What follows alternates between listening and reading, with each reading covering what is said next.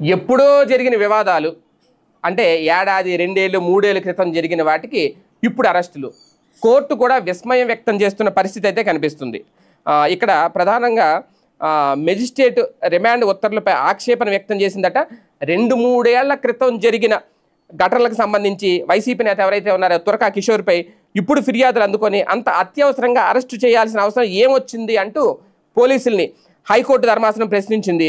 Arrest సమయంలో పోలీసులు చట్ట నిబంధనలు పాటించినప్పటికీ మెజిస్ట్రేట్ రిమాండ్ విధించడాన్ని ధర్మాసనం ఆక్షేపించింది. మెజిస్ట్రేట్ కళ్ళు మూసుకొని రిమాండ్ విధించారని పేర్కొంది. వారికి సరైన శిక్షణ ఇవ్వకపోవడం తమ తప్పేనని వ్యాఖ్యానించింది. తురకా కిషోర్ని అరెస్ట్ చేసే సమయంలో పోలీసులు చట్ట నిబంధనలు పాటించలేదు అనేది పిటిషనర్ తరపు న్యాయవాది కోర్టుకు దస్త్రాలు అందజేయడంతో అవి తమకు ఇవ్వలేదు అనే సహాయ ప్రభుత్వం న్యాయవాది కోర్టు దృష్టికి తీసుకొచ్చారు.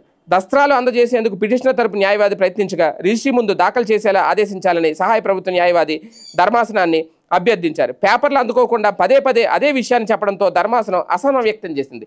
తమ ముందు డాక్యుమెంట్స్ని తీసుకురావడానికి నిరాకరించడం ఏంటని ప్రశ్నించింది. హైకోర్టులో అందున ద్విసభ్య ధర్మాసనం ముందు నడుచుకునేది ఎలాగైనా అంటూ అసంతృప్తి వ్యక్తం చేసింది. ఈ విషయాన్ని ఉత్తర్వుల్లో కూడా రికార్డ్ చేసింది. రిజిస్ట్రార్ను అంటే జ్యుడిషియల్ను కోర్టు ముందుకు పిలిపించింది. పిటిషనర్ అందజేసే దస్త్రాలు ఏవైతే ఉంటాయో వాటిని సీల్డ్ కవర్లో ఉంచి తదుపరి విచారణను తమ ముందు ఉంచాలి అని ఆయన ఆదేశించింది. విచారణ మంగళవారానికి అయితే వాయిదా వేసింది. ఈ మేరకు హైకోర్టు న్యాయమూర్తులు justice R Raghunandan Rao, justice TCD శేఖర్తో కూడిన ధర్మాసనం అయితే సోమవారం ఉత్తర్వులు ఇచ్చింది.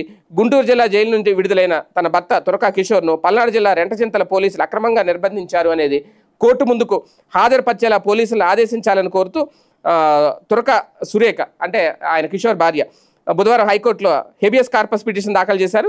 తన భర్తపై 12 కేసులు పెట్టారని, ఒక కేసులో బెయిల్పై వస్తే మరో కేసులో అరెస్ట్ చేస్తున్నారని కోర్టు దృష్టికి తీసుకొచ్చారు. ఈ నేపథ్యంలోనే కోర్టు ఈ ప్రశ్నలు అయితే సంధించింది.